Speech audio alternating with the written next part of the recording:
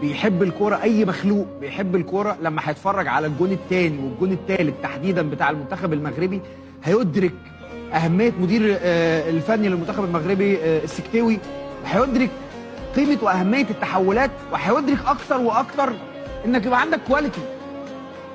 2 الثالث على 5 6 عادي جدا. ليه؟ عشان احنا كواليتي عالي جدا، فهنعرف نعمل ده المهداوي، ده الهدف الثاني. في الدقيقه كام؟ في الدقيقه 83 هنعرف نعمل ده من تحول بالشكل اللي انتم شايفينه، واحنا 2 بس تحركاتنا صح في المساحه وكواليتي متميز. جون، يلا خلصنا.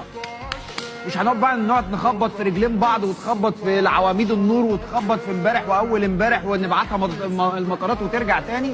بص، وادي الجون اللي بعديه الجون الثالث، تحول برضه تحول.